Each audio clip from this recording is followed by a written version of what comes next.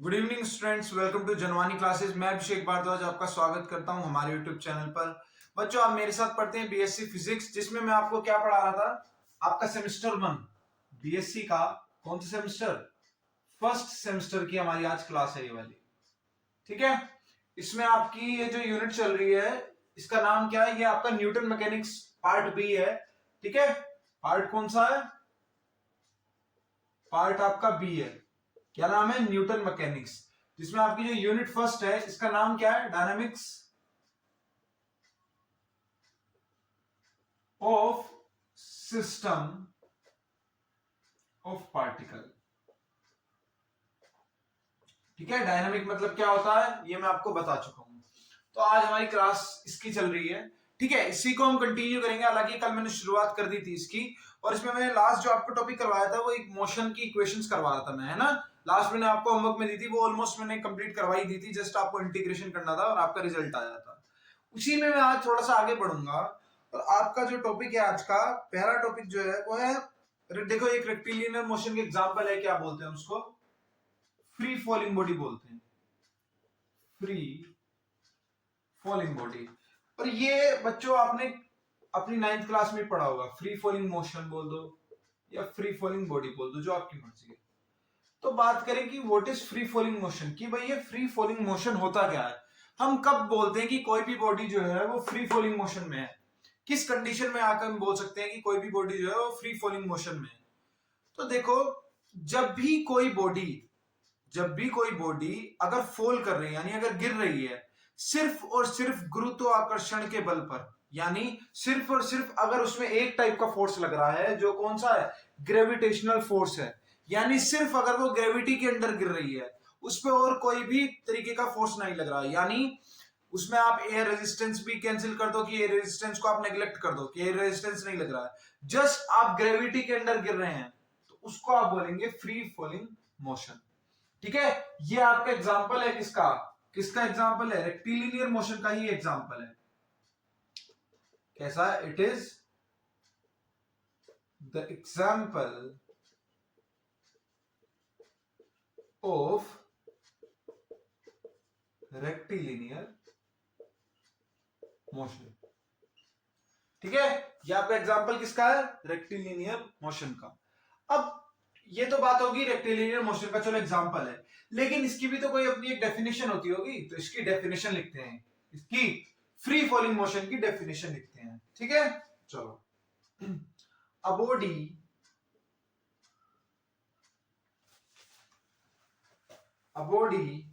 falling freely, a body falling freely towards the earth, towards the earth, ठीक है, with constant acceleration, with constant acceleration। और वो constant acceleration आपकी क्या होती है, जी इक्वल्स टू 9.8 मीटर पर सेकेंड। कई बार आपने 9th क्लास में 10 मीटर पर सेकेंड भी करा होगा, लेकिन आपको 9.8 मीटर पर सेकेंड ही करना है। ठीक है, चलो। ठीक है, in which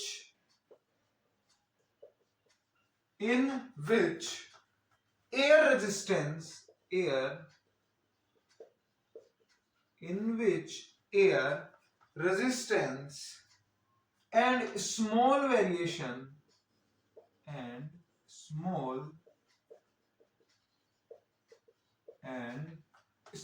variations in acceleration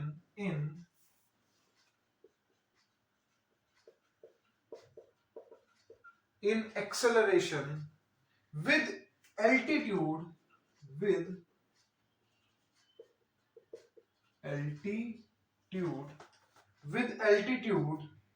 are ignored। देखो, ये भी वही बात है जो मैंने अभी आपको बताई है, क्या, कि ऐसे कोई भी फोर्सेस जो एक्सेलरेशन में आपका कुछ ना कुछ चेंज लेकर आ जाए, जैसे आपका एयर रेजिस्टेंस या और कोई भी छोटे छोटे वेरिएशंस, ठीक है, सबको हम क्या कर देंगे, सबको इग्नोर कर दिया जाएगा। ठीक है, सिर्फ एक ही फोर्स लगेगा और वो फोर्स क्या होगा, ग्रेविटेशनल फोर्स होगा, यानी एक ही एक्सेलरेशन होगी आपके पास, वो क्या होगी, g इक्वल्स टू 9.8 मीटर पर सेकेंड, ठीक है, स्क्वायर, ठीक है, सिर्फ एकमात्र यही आपके पास एक्सेलरेशन होगी और कोई एक्सेलरेशन इसमें नहीं होगी, ठीक है, इसी को हम क्या बोल देते हैं, called free fall, called free fall, इसी को हम क्या बोल देते हैं, फ्री फॉल, ठीक है, इसको नोट कर लो।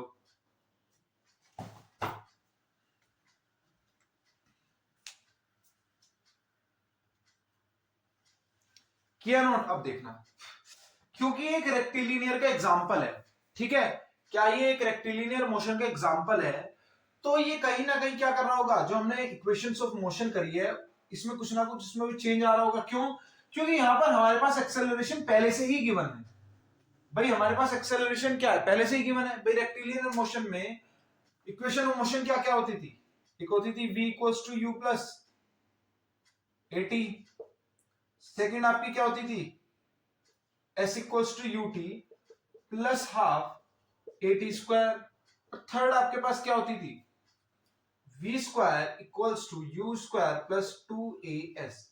अब मान लो क्या हो रहा है, फ्री फॉलिंग हम ले रहे हैं, यानी एक पार्टिकल मान लो आपका यहां है, ठीक है, आपका ग्राउंड से, ये आपका ग्राउंड है, ग्राउंड से मान लो h हाइट पर है, ठीक है, ग्राउंड से h हाइट पर है, और वहां से मैंने इसको ड्रॉप किया, ठीक है, मान लो इनिशियल वेलोसिटी u थी, फाइनल वेलोसिटी v, और बताओ क्या एक्सेलरेशन रहा होगा इसका, क्लियर हमको पता है इसका एक्सेलरेशन g रहा होगा, तो अगर मैं फर्स्ट लॉ ऑफ इक्वेशन लगाऊंगा यहां पर फ्री फॉलिंग के लिए, तो क्या बन जाएगी ये वाली इक्वेशन, ये आपकी बन जाएगी, भाई v तो यही रहेगा, u भी यही रहेगा, लेकिन यहां पर आपका ये क्या है, ये कांस्टेंट एक्सेलरेशन नहीं है, ये आपका चेंज होता हुआ एक्सेलरेशन है, यानी एक्सेलरेशन बार बार चेंज हो रहा है, एक्सेलरेशन क्या हो रहा है, बार बार चेंज हो रहा है, लेकिन यहां पर आपके पास एक फिक्स्ड एक्सेलरेशन है जिसे आपने g से डिनोट करा है, तो यहां पर एक ही जगह आ जाता है g, और टाइम आपका इस पॉइंट से इस पॉइंट तक रीच करने का, तो t भी ऐसे ही रहेगा, तो पहली इक्वेशन आपकी मॉडिफाई होकर ये बन जाएगी। सेकंड, रेक्टिलिनियर मोशन में हम s डिनोट करते हैं डिस्प्लेसमेंट के लिए, लेकिन यहां पर फ्री फॉल में हम किसी एक एल्टीट्यूड से गिरते हैं, यानी किसी एक हाइट से गिरते हैं, तो डिस्प्लेसमेंट की जगह पर आपको वो हाइट लेनी पड़ेगी, और वो हाइट हमने h मान ली है, तो s की जगह पर h आ जाएगा, u आपका ऐसे ही रहेगा, t आपका ऐसे ही रहेगा, हाफ हाफ, वापिस से एक ही जगह पे क्या आ जाएगा, g आ जाएगा, और t स्क्वायर, तो सेकंड इक्वेशन की मॉडिफाई जो होगा वो कुछ इस तरीके से होगा। अब थर्ड अगर मैं बात करूं, अगर मैं थर्ड की बात करूं, तो यहां पर v स्क्वायर ऐसे ही होगा, u स्क्वायर ऐसे ही होगा, और प्लस 2gh हो जाएगा, तो आपकी इनको मॉडिफाई करके इक्वेशन बनेगी ये, ठीक है, इन चीजों को, इन तीनों को आपको याद रखना है। अब मैं आपको एक चीज बताता हूं जो आपने 9th क्लास में फेस करी होगी और अपनी 11th क्लास में फेस करी होगी, क्या कि बीच में प्लस माइनस का साइन कब कब लगाना है, प्लस कब लगाना है, माइनस कब लगाना है। देखो, जब आपका फ्री फॉल हो रहा हो, यानी जब आप ग्रेविटी के अंडर हो, तब आपका प्लस ही आएगा, जब आप फ्री फॉल कर रहे हो, भाई फॉल अपना बिल्कुल फ्रीली कर रहे हो, ठीक है, जब आप इस फ्री फॉल के अगेंस्ट चलेंगे, इस फ्री फॉल के अगेंस्ट चलेंगे, अगेंस्ट वर्ड आ रहा है, देखना आप, फ्री फॉल तो आपका ये रहा, अब आप इस फ्री फॉल के अगेंस्ट चल रहे हैं, इस फ्री फॉल के जब आप अगेंस्ट चलेंगे, यानी किसी ऑब्जेक्ट को आप ऐसे ना फेंक कर, कैसे फेंकोगे, इस तरीके से फेंकोगे, ठीक है, इस तरीके से फेंकोगे, यानी सरफेस से अबव, ठीक है, इस तरीके से फेंकोगे, तो फाइनल वेलोसिटी मान लो इधर आपकी v होगी, ये आपका u होगा, तब आपका बीच में यहां पर माइनस आ जाता है, ठीक है, तब आपका बीच में किधर आता है, माइनस, तो आप इस तरीके से भी याद रख सकते हैं, अगर फ्री फॉल है तो पॉजिटिव, और अपोजिट जाएंगे तो नेगेटिव, अभी आप पॉजिटिव ही लगा के रखो क्योंकि आप नोट्स बनाओगे, ठीक है, यहां पर आप छोटा सा लिख देना कि अगेंस्ट फ्री फॉल, तो आपकी g की वैल्यू क्या हो जाएगी, g विल बिकम -g, इस चीज को नोट कर लेना, ठीक है, तो जहां जहां g था, ये जैसे g था, ये -g होते, यहां माइनस आ जाएगा, यहां माइनस आ जाएगा, और यहां भी माइनस आ जाएगा, ठीक है, क्योंकि आप क्या करोगे, इस एक्सेलरेशन को अगेंस्ट ग्रेविटी के लेके जाओगे, तो जब आप अगेंस्ट ग्रेविटेशनल फोर्स लेके जाओगे तो माइनस का जी आएगा। ठीक है, बस ये इतना ही फर्क है।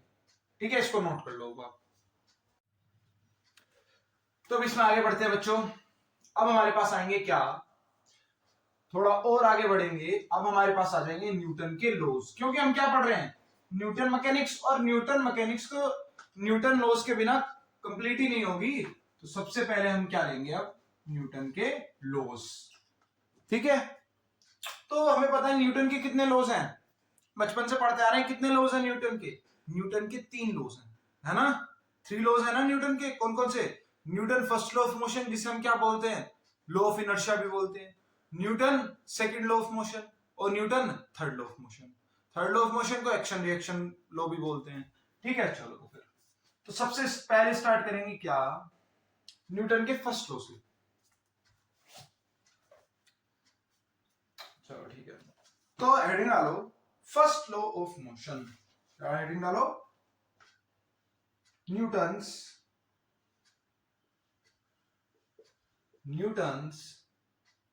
First law of motion. Newton's first law of motion, या फिर इसको हम क्या बोल देते हैं, लॉ ऑफ इनर्शिया। छोटी सी हेडिंग इधर पे डाल लो, लॉ ऑफ इनर्शिया। क्या बोलेंगे? Law of inertia. ठीक है, लॉ ऑफ इनर्शिया। अब बात आएगी कि ये न्यूटन का फर्स्ट लॉ है क्या। जिन बच्चों का थोड़ा बेसिक वीक है उनके लिए मैं बता देता हूं। ठीक है, वैसे भी मैं बताऊंगा ही। ठीक है, तो न्यूटन का फर्स्ट लॉ क्या है, देखो, अगर कोई भी चीज रेस्ट में है, न्यूटन के फर्स्ट लॉ ने हमको एक चीज बताई कि अगर कोई भी चीज रेस्ट में है तो वो हमेशा हमेशा रेस्ट में रहेगी। कब तक? जब तक कि उस पर कोई भी एक्सटर्नल फोर्स को अप्लाई नहीं कर दिया जाए। यानी एग्जांपल, जैसे मान लो ये मेरा बोर्ड है। ठीक है, अब ये मेरा बोर्ड है। चलो अभी ये बोर्ड तो खैर मान लो मैं खड़ा हूं, चलो ठीक है, तो मैं इस पोजीशन में खड़ा ही रहूंगा जब तक, कब तक? जब तक मैं अपने पैरों से धरती को फोर्स नहीं लगाऊंगा। यानी एक्सटर्नल फोर्स का काम किसने किया? मेरे पैरों ने किया, मैंने फोर्स लगाया, मैं मूव करा। या फिर मान लो मारकर मैंने टेबल पे रख दिया, अब ये 10 साल बाद आऊंगा तब भी टेबल पे पड़ा रहेगा। 1000 साल बाद आऊंगा तब भी, अगर मैं जिंदा रहा 1000 साल तक, तो तब भी ये किस पे रहेगा? तब भी ये उसी टेबल के ऊपर पड़ा रहेगा। कब तक? जब तक या तो मेरे पीछे कोई इसको उठाना ले एक्सटर्नल फोर्स लगाकर, है ना भाई, उठाने के लिए तो फोर्स लगाना है, या फिर कोई से इस तरीके से फोर्स ना लगाए तब भी, है ना, तब भी देखो ये मोशन में आ जाएगा। तो कहने का मतलब क्या है, if anything is in rest it is still in rest. ठीक है, it will be in rest until and still an external force is not applied on it। यानी कोई भी चीज अगर रेस्ट में है तो वो रेस्ट में ही रहेगी। कब तक? जब तक कि उस पर कोई एक्सटर्नल फोर्स को अप्लाई नहीं कर दिया जाए। अब क्वेश्चन आया कि सर क्या ये लॉ सिर्फ रेस्ट के लिए है? नहीं, ये मोशन के लिए भी सेम चीज है। यानी अगर कोई चीज मोशन में है तो वो मोशन में ही रहेगी। कब तक? जब तक आप उस पर कोई एक्सटर्नल फोर्स ना अप्लाई करते हैं। जैसे अगर मैं इस मार्कर को फेंक दूं तो ये मोशन में ही रहेगा। ये रेस्ट में क्यों आ रहा है? क्योंकि ग्रेविटी इसको खींच रही है। एक टाइम पे ये ऊपर गया, ग्रेविटी ने क्या करा, इसको इतना खींच दिया कि अब इसकी मोशन, अब ग्रेविटी क्या कर रही है, एक्सटर्नल फोर्स का काम कर रही है और लेकर आ गया वापस। ठीक है, और अभी ये रेस्ट में इस वजह से है क्योंकि यहां पर मेरा हाथ है, ग्रेविटी अब भी काम कर रही है। ठीक है, तो अगर मैं ग्रेविटी को हटा दूं, एयर रेजिस्टेंस को भी हटा दूं, और मैं फिर इस मार्कर को ऊपर की साइड फेंकता तो ये मार्कर ऊपर चला जाता। और कब तक जाता रहता? जब तक कोई एक्सटर्नल फोर्स इस पर अप्लाई नहीं होता। यानी या तो कोई ऊपर से इस पर नहीं टकरा जाता कि भाई ये रुक जाए, ठीक है, या फिर मैं ही कूद के इसको नहीं खींच देता। तो if something is in rest और मोशन, अब मैंने और लगा दिया है, या तो वो रेस्ट में या मोशन में हो, ठीक है, it will be in motion, वो मोशन में ही रहेगा until and still, कब तक? जब तक कि उस पर until and still and external force, यानी कोई बाहरी force is not applied on it, यानी जब तक कोई बाहरी फोर्स उस पर अप्लाई नहीं किया जाएगा। ठीक है, इसी को हम क्या बोल देते हैं, न्यूटन का फर्स्ट लॉ ऑफ मोशन या फिर लॉ ऑफ इनर्शिया। अब इसको लिखो आप, ठीक है, कैसे, every body every body persists in the state of rest, or of uniform motion, in a straight line until and unless, कह लो आप, until and unless an external force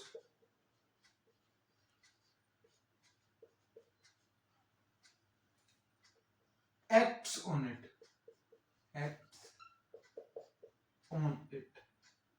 ठीक है? to change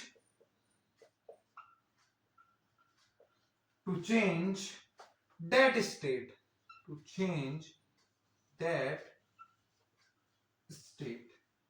ठीक है? इसको ही हम क्या बोल देते हैं? न्यूटन का फर्स्ट लॉ ऑफ मोशन। ठीक है, इसी को हम लॉ ऑफ इनर्शिया भी बोलते हैं। ठीक है, बस यही था आपका न्यूटन का फर्स्ट लॉ ऑफ मोशन।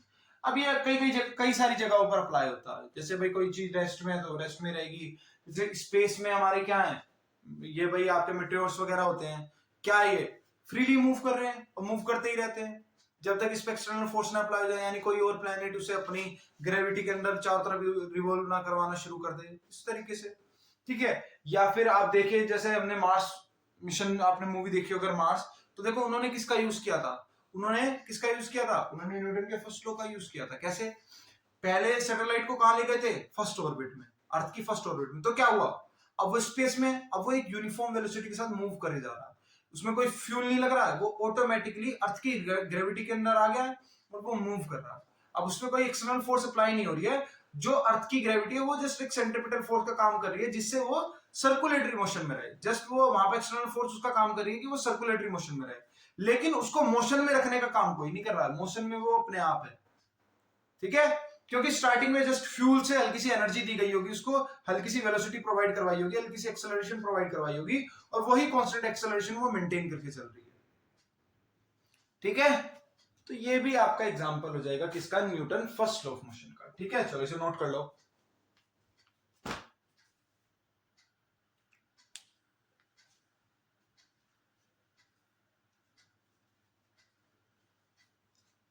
अब आपकी बारी आएगी किसकी, Newton's second law of motion की। ठीक है, Newton's second law of motion, जिसको हम बोल देते हैं क्या, जैसे लॉ ऑफ इनर्शिया उसको बोलते हैं हम law of change in momentum, law of change in momentum.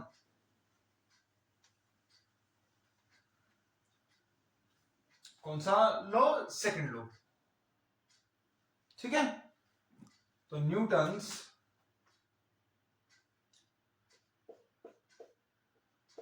Second law of motion, या फिर law of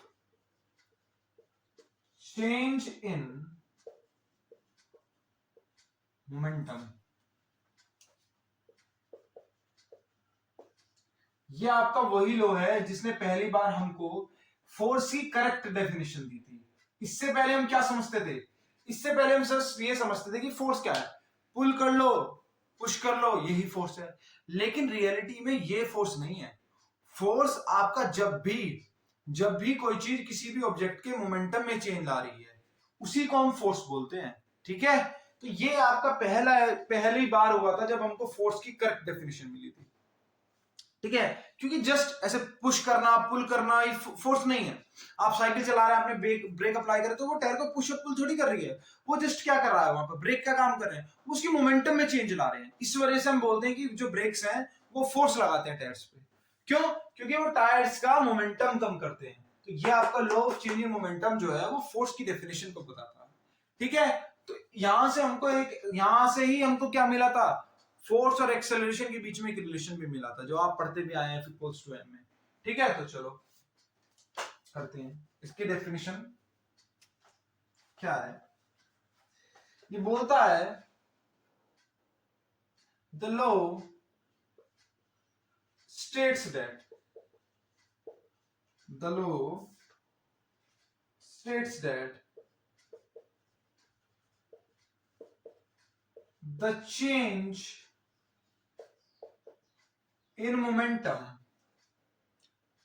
the rate of change in momentum, करो आप तो द टाइम रेट लिख दो या फिर द रेट ऑफ चेंज लिखो, आपकी मर्जी है। The rate of change in momentum, the rate of change in momentum is directly proportional, is directly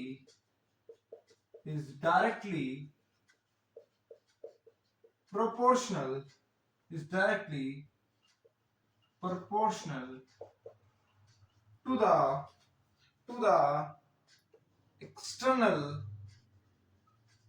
force acting on a body, यानी जो आपका फोर्स है वो डायरेक्टली प्रोपोर्शन होता है change in momentum upon change in time के। यानी जब आप, और आपको पता होगा जब आप प्रोपोर्शनलिटी का साइन हटाते हैं तो क्या हो जाता है, एक कांस्टेंट आ जाता है। अब कांस्टेंट की तो वैल्यू कुछ भी हो सकती है, आप मान लो क्या k इक्वल्स टू 1 मान लो, जो आपका फोर्स है वो क्या आ जाएगा dp बाय dt, और यही आपकी फोर्स की डेफिनेशन है। ये दिख रहा है आपको?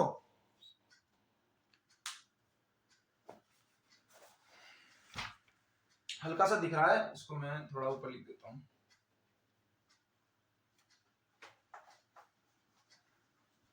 ठीक है, तो जब देखना, इधर लिख देता हूं, जब आप k को 1 पुट करोगे तो जो आपका फोर्स है वो क्या हो जाएगा dp बाय dt। ये आपकी एग्जैक्ट वो आ जाएगी डेफिनेशन फोर्स की। ठीक है, अब एक्सेलरेशन का कहां से आया, एक्सेलरेशन का कंसेप्ट कैसे आया, ठीक है वो देखते हैं। इसका डेरिवेशन और कर देंगे हल्का सा, थोड़ा सा आगे। आप इसको नोट कर लो पहले एक बार, जल्दी से नोट करो।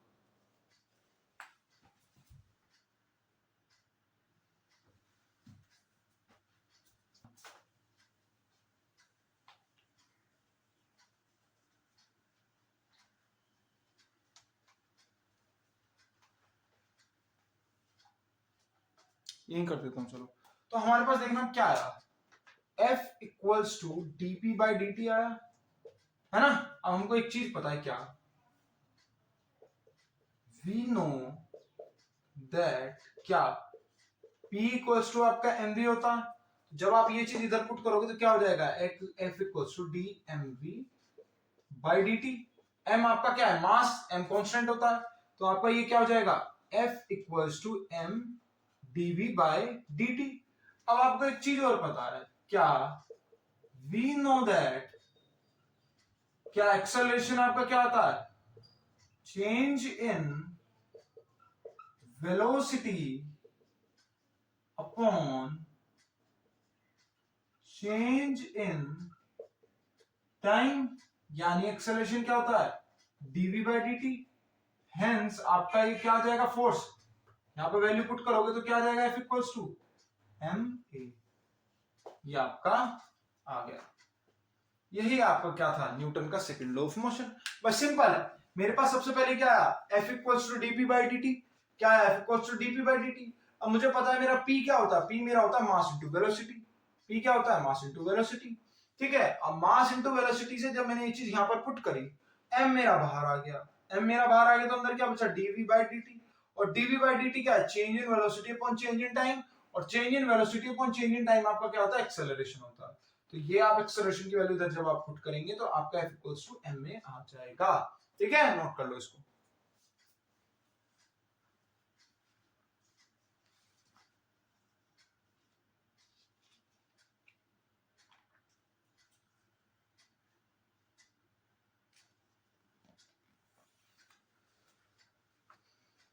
ठीक है, आप देखना, देखो बच्चों, कुछ मैं आपको एक दो चीजें बता देता हूं, किसकी, Newton second law of motion की। इसी को हम रियल लॉ ऑफ मोशन भी बोलते हैं। क्या बोलते हैं? Real law of motion. क्यों बोलते हैं हम इसको रियल लॉ ऑफ मोशन? क्योंकि ये अकेला ऐसा मोशन का लॉ है, ये अकेला ऐसा मोशन का लॉ है जो बचे हुए दोनों लॉस को भी क्या कर देता है? बचे हुए दोनों लॉस को भी सेटिस्फाई कर देता है। जैसे भाई आपको दिख रहा है क्या, F इक्वल्स टू एम में होता है, यानी अगर मान लो आपकी वेलोसिटी जो जीरो है, वेलोसिटी जीरो होगा तो क्या होगा? आपका एक्सेलरेशन भी जीरो हो जाएगा, और एक्सेलरेशन जीरो होने की वजह से क्या हो जाएगा? फोर्स आपका जीरो हो जाएगा, और फोर्स जीरो होने का मतलब क्या है? बॉडी आपकी रेस्ट में है। यानी कोई भी बॉडी अगर रेस्ट में है तो वो रेस्ट में ही रहेगी कब तक? जब तक फोर्स नहीं लगेगा, और फोर्स नहीं लगेगा इसका मतलब क्या है? वो रेस्ट में है, और रेस्ट में है इसका मतलब क्या है कि न्यूटन का फर्स्ट लॉ ऑफ मोशन है। क्या क्या था न्यूटन का फर्स्ट लॉ ऑफ मोशन? है कि अगर कोई चीज रेस्ट में तो वो रेस्ट में ही रहेगी कब तक? जब तक उसमें फोर्स ना अप्लाई हो जाए। ठीक है, फोर्स कब अप्लाई होगा? जब बॉडी के पास एक्सेलरेशन आएगा। एक्सेलरेशन कब आएगा? जब वेलोसिटी में चेंज होगा। तो ये आपका क्या है?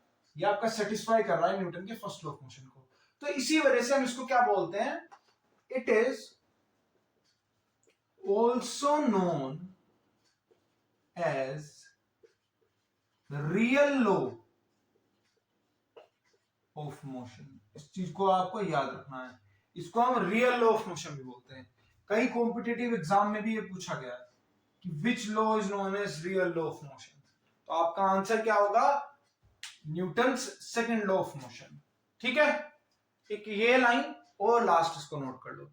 फिर हमारा लास्ट लॉ आएगा कौन सा? न्यूटन्स का थर्ड लॉ ऑफ मोशन, जिसको हम क्या बोलते हैं? Law of action reaction. ठीक है, नोट करो इसको।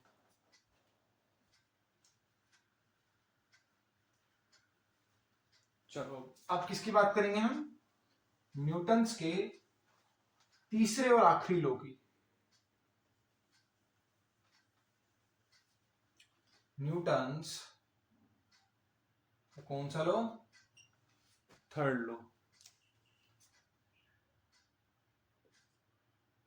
Newton's third law of motion, या फिर law of action and reaction. ठीक है, चलो देखो न्यूटन का थर्ड लॉ ऑफ मोशन हमको क्या बोलता है? थर्ड लॉ ऑफ मोशन हमको ये बोलता है अगर हम किसी बॉडी पर एक्शन लगाएंगे, अगर हम किसी बॉडी पर एक्शन लगाएंगे, यानी अगर मैं किसी बॉडी पर फोर्स अप्लाई करूंगा, अगर मैं किसी बॉडी पर फोर्स अप्लाई करूंगा, ठीक है, तो इससे क्या होगा? न्यूटन के थर्ड लॉ ऑफ मोशन ने मुझे ये चीज बताई कि अगर मैं किसी भी चीज पर फोर्स लगाऊंगा तो इससे ये होगा कि जिस बॉडी पर आप फोर्स लगा रहे हो वो बॉडी भी आप पर फोर्स लगाना शुरू कर देगी, और उस फोर्स का नेचर कैसा होगा? सेम मैग्नीट्यूड का होगा, लेकिन डायरेक्शन जो होगी वो अपोजिट होगी। कैसी डायरेक्शन होगी? अपोजिट होगी। मैग्नीट्यूड क्या होगा? सेम होगा। यानी इससे हमको पता लगा फोर्स कैसा होगा? फोर्स आपका जो होता है वो वेक्टर क्वांटिटी होती है। ठीक है, यानी ये जो आपका न्यूटन का थर्ड लॉ ऑफ मोशन है, अगर इसकी डेफिनेशन पर जाएंगे तो डेफिनेशन आपकी क्या होगी? डेफिनेशन देखो, अकॉर्डिंग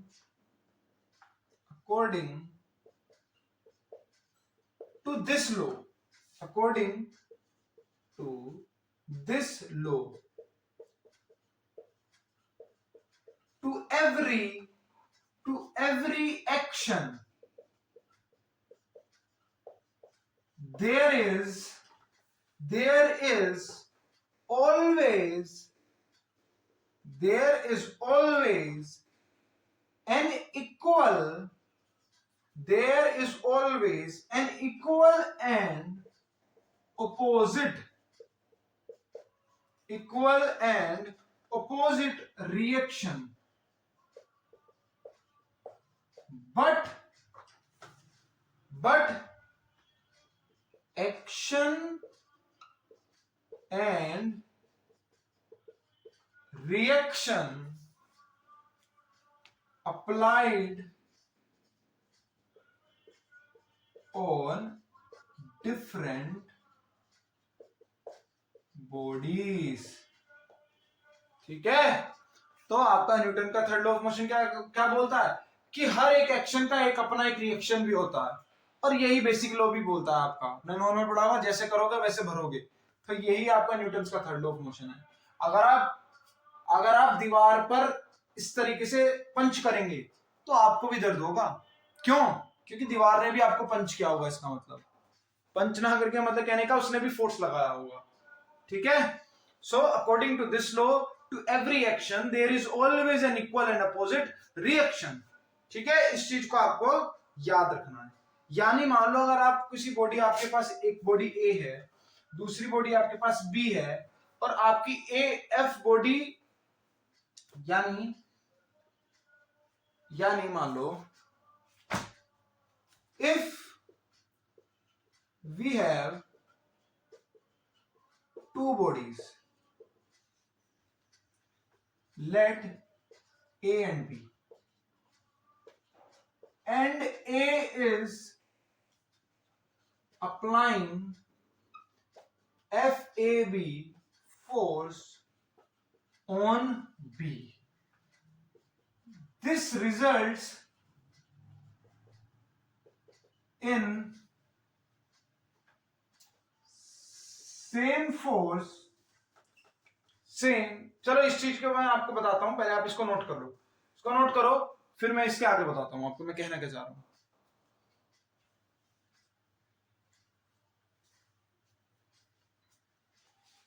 ठीक है, आप देखना, मान लो मेरे पास दो बॉडी हैं, एक बॉडी आपके पास ए है, दूसरी बॉडी आपके पास क्या है, बी है।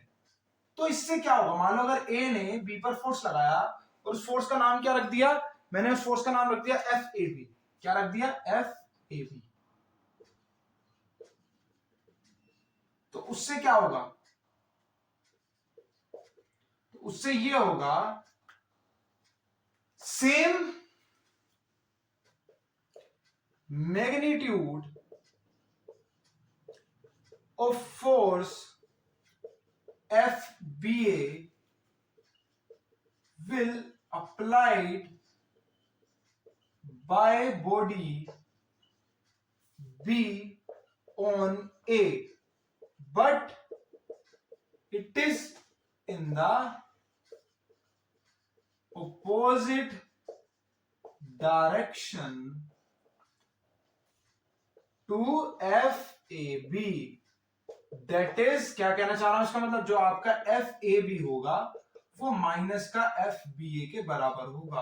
और ये माइनस का साइन क्या शो कर रहा है, मैग्नीट्यूड शो नहीं कर रहा है, ये आपका डायरेक्शन को शो कर रहा है कि अगर ये लेफ्ट में है तो ये राइट में होगा, इस तरीके से शो कर रहा है, ठीक है। इसको नोट करो।